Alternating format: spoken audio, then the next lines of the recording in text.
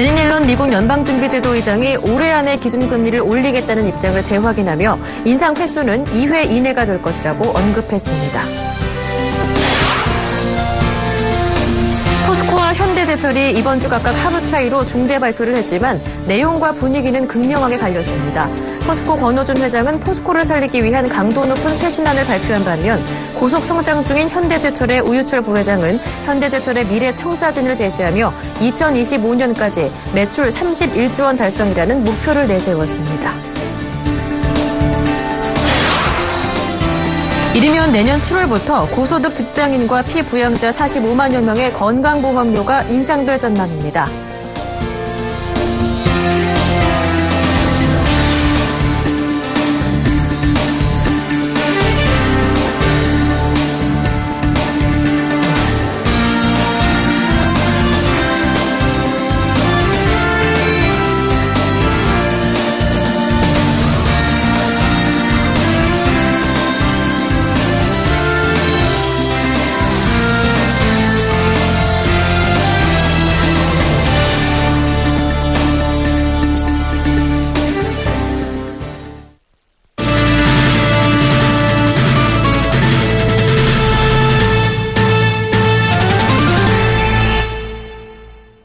여러분 안녕하십니까? 7월 16일 목요일 센 경제 현장 오늘의 주요 뉴스입니다.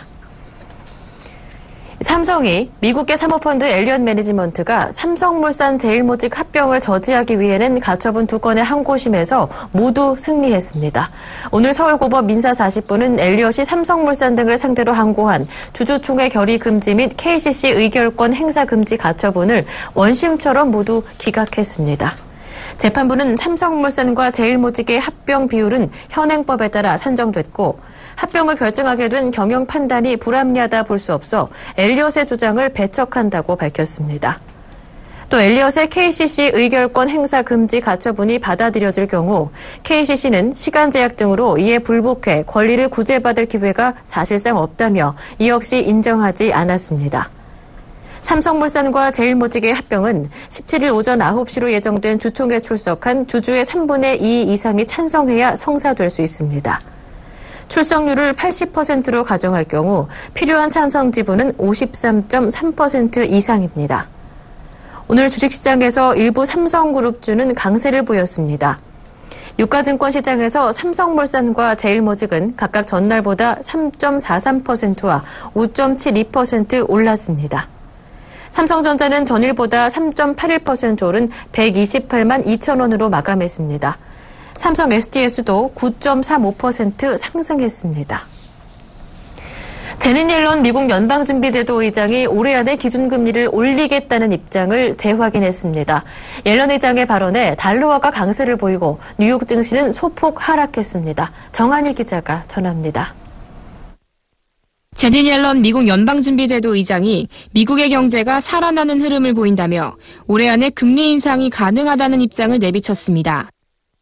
지난 5월부터 밝혀온 연내 금리 인상 의사를 재확인한 것입니다. If the economy evolves as we expect, economic conditions likely would make it appropriate at some point this year to raise the federal funds rate target. 옐런 연준 의장은 미국 하원 금융위원회 하반기 통화정책 청문회에 참석해 이같이 밝히며 올해 안에 금리를 올릴 것을 시사했습니다. 이날 발표된 연준의 경기동향 보고서인 베이지북에서 12개 연방은행 중 10개 지역에서 경제가 완만한 성장을 이어가고 있다고 진단한 것도 미국 경기 회복에 낙관적인 입장을 더했습니다. 옐런 의장은 그러나 고용이 더욱 견고해지고 인플레이션율도 목표치인 2%를 달성할 수 있도록 연방기금 금리를 처음 인상하고서도 상당 기간은 시장의 협조적인 정책이 이어질 것이라며 급격한 금리 인상은 없을 것임을 분명히 했습니다. 또 만약 올해 금리 인상을 시작하면 인상 횟수는 2회 이하가 될 것이라면서도 구체적인 금리 인상 시점에 대한 언급은 피했습니다. 이에 시장은 첫 금리 인상 시기로 올 9월이나 12월이 유력하다고 점치고 오는 30일 발표되는 미국의 2분기 경제 성장률과 다음 달 발표되는 7월 고용 동향 등 경제 지표를 주시하고 있습니다. 미국 경기 개선세가 지속이 되고 있고 이런 흐름이 이어진다면 금리를 인상할 충분한 정당성이 확보되는 수준이기 때문에 한 9월경에 미국은 기준금리 인상을 시작할 걸로 예상을 하고 있습니다. 해외 이슈와 관련해서 옐런 의장은 그리스의 채무 위기와 중국의 성장 둔화가 우려된다며 연준의 통화정책 결정에 영향을 줄 수도 있다고 밝혔습니다. 하지만 이 같은 해외 악재가 미국 경제에 큰 영향을 주지는 못할 것으로 내다봤습니다. 옐런 의장이 통화정책 정상화를 시사하자 오늘 달러화는 강세를 보이며 장중한 때 원달러 환율은 2년여 만에 처음으로 1150원 선에 진입하기도 했습니다. 또한 뉴욕 증권거래소에서 뉴욕 증시는 옐런 의장의 발언에 금리 인상에 대한 우려가 커지면서 소폭 하락하며 마감했습니다. 서울경제TV 정한입니다. 포스코가 어제 국내 계열사를 절반 수준으로 줄이는 강도 높은 쇄신안을 발표한 데 이어 오늘은 곧장 후속 임원 인사를 단행했습니다. 한편 현대제철은 이번 주 초 성장세의 가속도를 내겠다며 2025년까지 31조 원 매출을 달성하겠다는 경영 목표를 내놓았습니다. 두 철강업체의 상반된 분위기를 정은규 기자가 전합니다. 권호준 포스코 회장과 우유철 현대제철 부회장은 이번 주 각각 하루 차이로 중대 발표를 했습니다. 두 철강업체의 수장이 비슷한 시기에 중대 발표를 했지만 내용과 분위기는 극명하게 대조됐습니다.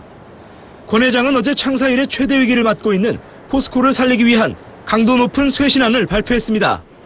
발표가 있은 지 하루 만인 오늘은 쇄신을 이끌 수뇌부 임원 인사를 곧장 단행했습니다.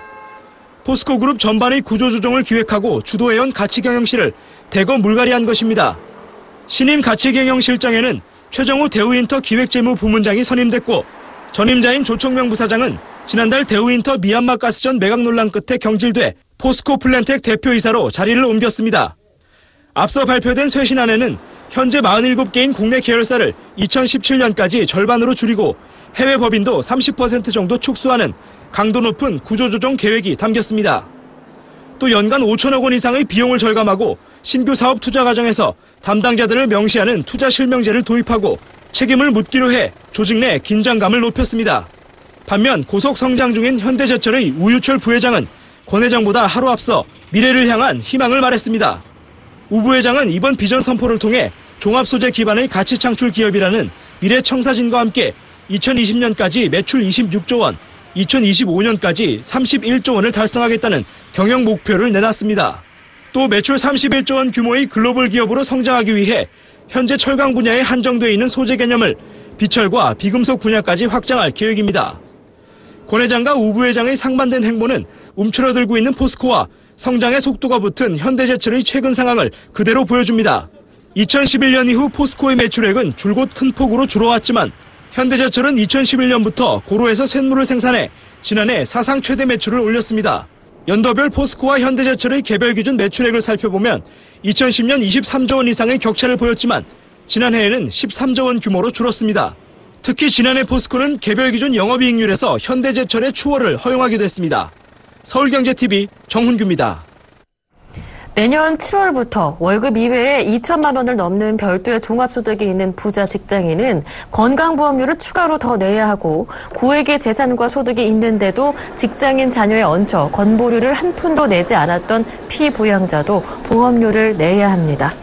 오늘 보건복지부와 새누리당은 이 같은 내용의 건보료 부과체계 개선 당정협의회를 마무리하고 초안을 바탕으로 최종안을 만들어 건강보험법을 개정해 이르면 내년 7월부터 시행할 계획이라고 밝혔습니다. 이 방안에 따르면 자영업자 등 지역가입자도 직장인처럼 소득의 건보료를 매기고 소득을 파악할 수 없는 저소득층 지역가입자에 한해서는 최저보험료 수준인 월 16,980원을 일률적으로 부과합니다. 이 법이 시행되면 지역가입자 약 600만 명의 보험료가 인하되고 종합소득 2천만 원 이상의 직장가입자와 피보험자 45만 명의 보험료는 오를 것으로 추산됩니다.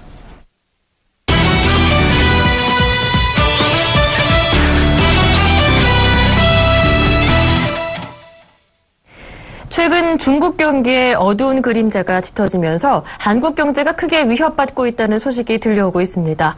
중국 경기 악화가 한국 경제에 어떻게 영향을 미치는지 보도국의 양한나 기자와 함께 자세히 알아보겠습니다. 안녕하세요. 네, 안녕하세요. 최근 중국 경제가 많이 힘들어지고 있다면서요? 네, 중국 경제에 대한 우려가 점점 커지고 있는데요. 중국은 올 2분기 7%의 성장률을 나타냈습니다. 이는 2009년 이후 최저 수준으로 떨어진 수치인데요. 이날 상하이 증시는 3% 폭락했습니다. 이를 두고 중국 내부에서는 중국 경제 성장이 안정적인 상태다라고 안심하고 있지만 한국을 포함한 외부의 반응은 다릅니다. 미국 블룸버그 등은 중국 경제가 고속 성장 후 경제가 위축되고 증시가 과열되는 현상이 1990년 일본의 거품 붕괴 직전 상황과 굉장히 흡사하다는 분석을 내놨습니다. 금융위기 전 미국보다 더 심각한 상황이라는 경고도 나오고 있습니다. 일본 니혼 게자이 신문은 중국 경제가 하방 압력을 강하게 받고 있다면서 중국 GDP 통계가 지나치게 낙관적으로 조작된 것이 아니냐는 의심까지 내비쳤습니다. 시티은행은 통계를 객관적으로 반영할 경우 최근 중국 실제 성장률은 5% 수준이라고 분석했습니다. 네, 이제 세계 각국에서 중국 경제에 대한 우려가 높아지고 있는 상황인데요. 중국 경제가 부진해지면 한국이 타격을 받을 수밖에 없는 상황인데 네. 구체적으로 어떠한 영향을 미치는지 알아볼까요? 네, 세계 2위 경제 대국이자 한국의 최대 교역국인 중국이 무너졌을 때 가장 큰 위협은 한국 수출이 크게 줄어든다는 것입니다. 중국이 그동안 중간재를 한국에서 많이 수입해갔는데요. 한국의 대중 수출 의존도는 약 26%입니다. 그런데 올해 중국의 수입이 크게 줄어들었습니다. 한국무역협회에 따르면 중국의 연간 수입 증가율은 2010년 40%에 육박했지만 지난해에는 1.1% 정도만 증가하더니 올해는 마이너스로 돌아섰습니다. 올 1월에서 5월 중국의 수입액을 살펴보면 6,353억 달러로 전년 동기 대비 21% 줄었습니다. 이에 한국의 수출액도 올 들어 6개월째 감소세를 이어갔습니다. 네, 무엇보다 이 중국으로의 한국의 수출이 많이 줄어든다는 점이 가장 큰 위협이군요. 네. 그렇다면 이 부분 좀 자세하게 짚어볼 수 있을까요? 네, 기본적으로 중국으로 수출이 감소하는 것에 대해 중국의 성장 전략 변화도 추가로 한국 수출의 발목을 붙잡고 있는데요. 중국의 내수 중심으로 산업 구조를 바꾼 것입니다. 기존 값싼 노동력을 바탕으로 진행하던 가공 무역을 줄이고 스스로 만들어 수출하는 비중을 늘리면서 한국의 수출도 타격을 받았습니다. 중국의 총수입 대비 가공 무역 비중은 지난 2000년 41.1%에서 지난해 25.2%로 급감한 것으로 나타났습니다. 이에 한국의 대중 원자재 수출도 올 1분기에 작년 동기 대비 25.2% 줄어들었습니다. 네. 글로벌 경제 위기에 그리스 사태까지 직면한 상황이고요. 여기에서 또 한국의 수출마저 부진하게 된다면 앞으로 경제적인 타격이 만만치가 않을 것 같은데요. 그렇다면 이를 극복할 만한 어떤 방안은 없을까요? 네, 일각에서는 근본적으로 우리 경제의 내성을 키우기 위한 구조 개선이 필요하다는 목소리도 나오고 있습니다. 코트라 윤효춘 상임이사는 산업 고도화에 박차를 가하고 있는 중국 기업들의 눈높이에 맞춰 부가가치가 높은 중간재 제품을 공급하는 것도 위기를 극복할 전략이 될 수 있다고 제안했습니다. 이미 중국 내 베이징, 상하이, 텐진, 충칭 같은 일선 도시에는 수많은 다국적 기업들이 진출한 데다 한국 상품도 범람하고 있는 판국이라 중국 내수 시장을 적극적으로 공략하기는 쉽지 않다고 합니다. 그래서 상대적으로 작은 2, 3선 도시를 집중 공략하면서 중간재 상품의 브랜드 파워를 높이면 승산이 있다는 것입니다. 또 정부와 기업들은 매월 점검 회의를 통해 상황을 모니터링하고 대비책을 세우는 등 한국 경제에 미칠 영향을 최소화하기 위해 고군분투하고 있다고 합니다. 네. 네, 그동안에는 중국 제품 하면은 값싼 이미지만 강했었는데 요즘에는 중국 기업들도 기술이 굉장히 발전했다면서요? 네, 이전에는 일본의 우수한 기술력과 중국의 값싼 제품 공략의 가운데 한국이 낀 너클해커 상황이라고 불리었는데 최근에는 중국이 기술력을 키워 한국을 추월하고 일본은 엔저를 바탕으로 가격 경쟁력을 유지하는 너클해커 현상이 일어나고 있습니다. 그 예로 한국의 주요 수출 품목인 평판 디스플레이의 경우 한국의 LCD 시장의 50%를 차지하는 등 우위를 점하고 있었지만 중국의 디스플레이 제조업체 BOC가 충칭 공장을 증설하는 등 대량 생산에 고삐를 조이면서 한국을 추격하고 있는 상황입니다. 네. 일본과 중국 사이에서 고군분투하고 있는 한국에 시급하게 새로운 전략이 필요하겠습니다. 지금까지 보도국의 양한나 기자와 함께했습니다. 고맙습니다. 네, 감사합니다.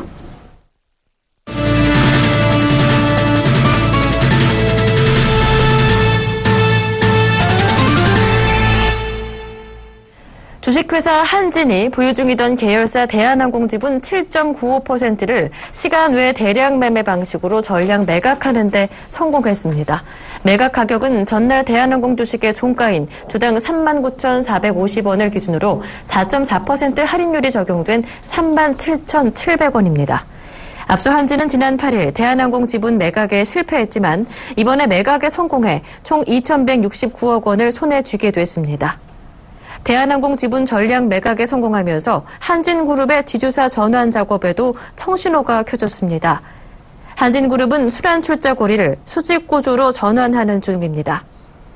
한진그룹은 2013년 8월 한진칼과 대한항공으로 인적 분할하면서 지배구조 개편 작업에 착수했고 유예기간 2년이 끝나는 이달 말까지 대부분 작업을 완료해야 합니다. 한진그룹이 지주사로 전환하려면 내년 11월까지 한진해운의 8개 자회사 지분을 처분해야 합니다. 국내 증시의 수익률 게임에서 승자로 군림해온 외국인이 올해는 부진한 성적표를 받았습니다. 외국인 순매수 상위 종목 20개 중 11개는 이달 15일 현재 주가가 작년 말보다 낮은 상태입니다. 외국인 순매수 규모 2위인 현대모비스는 작년 말보다 주가가 14.83% 하락했고 4위인 SK하이닉스는 마이너스 17.7%, 5위인 삼성생명은 마이너스 8.15%, 6위인 네이버는 마이너스 15.03% 등도 낙폭이 만만치 않은 상태입니다. 10위인 현대글로비스, 11위인 LG, 12위인 현대차, 14위인 기아차, 16위인 LG디스플레이 등도 낙폭이 더 컸습니다. 외국인들의 주식 매수가 대형주에 집중돼 수익률 측면에서는 자존심을 구긴 것으로 분석됩니다. 실제 대형주 지수는 올해 들어 1.69% 오르는 데 그친 반면 중형주와 소형주는 각각 38.26%, 39.06% 상승했습니다. 국내 이동통신요금이 경제협력개발기구인 OECD 국가 가운데 비교적 저렴한 수준인 것으로 나타났습니다. OECD에 따르면 34개 국가 중 한국은 음성, 문자, 데이터 사용량에 따른 5개 구간의 요금이 8번째에서 19번째로 저렴했습니다. 구간별로 보면 한국은 모든 구간에서 OECD 평균보다 요금이 저렴했습니다. 음성 50분, 문자 100건, 데이터 100MB 기준의 30통화 구간에서 우리나라는 8번째로 저렴한 수준이었습니다. 국가별 물가와 소득 수준 등을 고려한 구매력 평가 기준으로 봐도 국내 이동통신요금은 OECD 국가들의 평균 요금에 비해 15%에서 38%가량 저렴했습니다. OECD는 또 초고속 인터넷과 유선전화, IPTV 등을 결합한 상품을 비교한 결과 한국이 비교 대상 12개국 가운데 2번째로 요금이 저렴했다고 분석했습니다. 이동 전화까지 포함한 상품도 11개국 중 2번째로 낮았습니다. 한화큐셀이 미국의 주택용 태양광 시장에 진출했습니다. 한화큐셀은 오늘 태양광 주택용 토탈 솔루션 기업인 썬런에 50MW 규모의 모듈을 장기 공급하는 계약을 최근 체결했습니다. 썬런은 시공부터 보험, 모니터링, 유지, 보수까지 모든 태양광 서비스를 제공하는 업체입니다. 한화큐셀이 공급하기로 한 50MW는 10,000가구 이상이 쓸 수 있는 전기량입니다. 이 모듈은 충북 음성 공장에서 생산될 예정입니다. 썬런의 최고 운영 책임자인 폴 위노위스키는 한화큐셀의 고효율 모듈과 서비스를 신뢰할 수 있어 파트너로 선택했다고 말했습니다. 이구영 한화큐셀 미국 법인장은 미국 넥스트에라사와 1.5GW 규모의 유틸리티용 모듈을 공급하기로 한 데 이어 주택용 태양광 시장도 본격적으로 개척하게 됐다며 소감을 전했습니다. 현지 시간으로 15일 그리스 아테네 의회 앞에서 긴축 반대를 외치며 3차 구제금융협상 관련 개혁 법안의 의회 표결에 항의하는 등 격렬한 폭력 시위가 벌어졌습니다. 이날 의회 앞 신타그마 광장에는 구제금융 개혁 법안의 의회 표결에 반대하는 시민 15,000여 명이 운집해 반정부 시위를 했습니다. 시민들은 우리는 배신당했다는 구호를 외치며 구제금융협상은 공정하지 못하다고 비판했습니다. 경찰은 화염병과 돌을 던지는 시위대에 맞서 최루탄을 쏘며 진압에 나섰고 이 과정에서 다수의 부상자가 발생하기도 했습니다. 시민들은 치프라스 총리가 더 끔찍한 조건에 사인했다며 우리 정부는 배신자들의 정부라고 분노를 표출했습니다. 알렉시스 치프라스 그리스 총리는 앞서 유로존 국가들과 860억 유로의 3차 구제금융을 받는 대신 강력한 개혁 조치를 이행하기로 했습니다. 이날 관련 법안은 표결에서 전체 의원 300명 중 찬성 228명, 반대 64명으로 통과된 가운데 급진 좌파연합의 강경파 의원들과 야니스 바루파키스 전 재무장관 등이 반대표를 던진 것으로 알려졌습니다. 박원순 서울시장이 대기업과 중소기업, 스타트업 등 경제인 100명과 만나 현장의 목소리를 들었습니다. 이 자리에 참석한 경제인들은 기업 운영의 어려움을 설명하고 정책 아이디어를 제시했습니다. 정창신 기자가 다녀왔습니다. 박원순 시장이 경제인 100명과 만나 서울시 경기 활성화를 모색했습니다.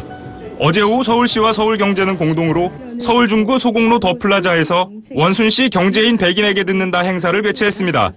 이날 박원순 시장은 서울형 창조경제 모델을 실현하기 위해 국내 경제인 100명의 생생한 현장 목소리를 들었습니다. 좋은 아이디어가, 지혜가 모아지기를 바라고요.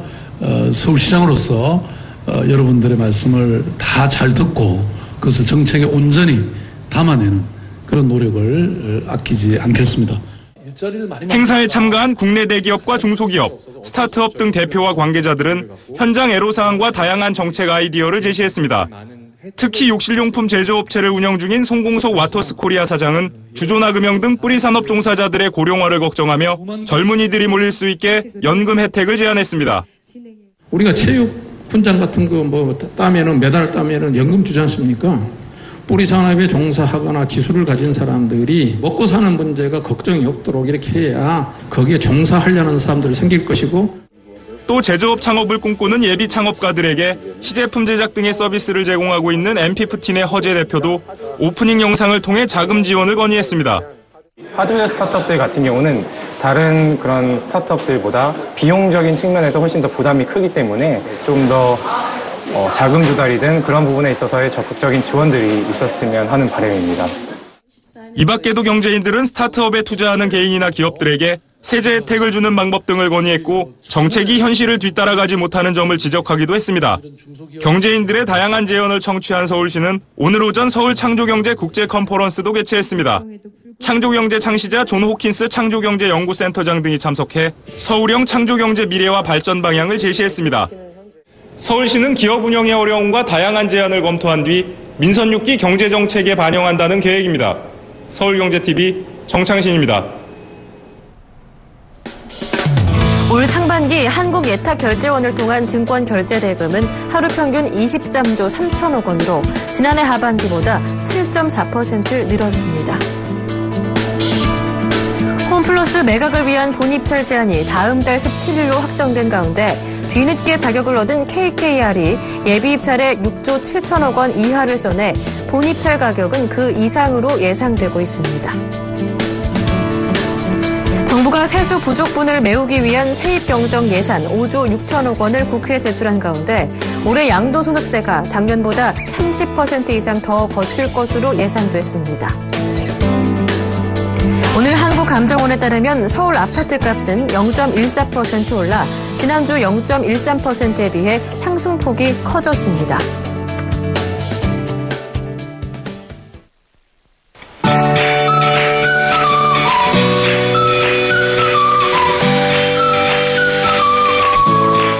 안녕하세요. K웨더 라이프스타일 예보 윤지향입니다. 내일도 오늘과 비슷한 날씨가 예상됩니다. 서쪽 지방은 덥고 동쪽 지방은 비교적 선선하겠습니다.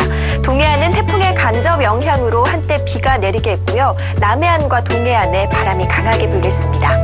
서쪽과 동쪽의 기온이 다르게 나타나는 건 동풍의 영향 때문입니다. 동풍이 태백산맥을 넘으면서 기온이 오르는 건데요. 내일 서울 30도, 대전과 광주 29도로 오늘과 비슷하거나 조금 더 높겠습니다. 반면 동해안 지방은 강릉 21도에 머무는 등 종일 선선하겠습니다. 11호 태풍 랑카는 현재 일본 시코쿠 남쪽 해상에 위치하고 있는데요. 중심 기압 960헥토파스칼의 강한 세력을 가진 중형급의 태풍입니다. 앞으로 일본 시코쿠 지방과 히로시마 부근을 통과한 뒤 내일 낮에는 동해 남부 먼 바다에 진출할 것으로 보이고요. 이후 동쪽 해상으로 이동해갈 전망입니다. 우리나라 동해안 지방이 태풍의 간접 영향을 받아 내일 비가 내리겠고요. 남해안과 동해안에 바람이 매우 강하게 불겠습니다. 또 동해 먼바다와 남해 동부 먼바다에는 태풍특보가 내려질 가능성이 매우 높은데요. 피해가 없도록 대비를 잘 하셔야겠습니다. 다음은 나절 예보로 자세한 지역별 날씨 알아보겠습니다. 내일 중부지방은 대체로 맑다가 점차 구름이 많아지겠습니다. 낮 기온 서울 30도, 대전 29도로 무덥겠습니다. 강원 동해안은 오전부터 오후 사이, 영남 동해안은 오전 중에 비가 오겠고요. 바람이 매우 강하게 불겠습니다. 남부지방 가끔 구름 많겠지만 부산은 아침 나절 한때 비가 오겠습니다. 낮 기온 광주 29도, 대구 28도로 예상됩니다. 내일 남해와 동해상에는 비가 내리겠고요. 물결이 최고 6m로 매우 높게 일겠습니다. 주말에는 전국에 구름이 많겠습니다. 다음 주 초반에는 장마전선의 영향을 받겠는데요. 월요일은 남부지방에, 화요일은 충청 이남지방에 비가 올 것으로 전망됩니다. 날씨였습니다. 일할 때 집중력이 떨어지면 흔히 커피를 찾게 되는데요. 이럴 때 도움이 되는 건 커피보다는 자연이라는 연구 결과가 나왔습니다. 푸른 식물을 40초간 바라보는 것만으로도 뇌의 기능, 즉 지적 능력이 향상되는 것을 호주 멜버른 대학 연구진이 알아낸 건데요. 업무를 위해 습관적으로 커피를 마시고 계시다면 참고해 보시는 것도 좋겠습니다. 센 경제 현장 여기서 마치겠습니다. 시청해주신 여러분 고맙습니다.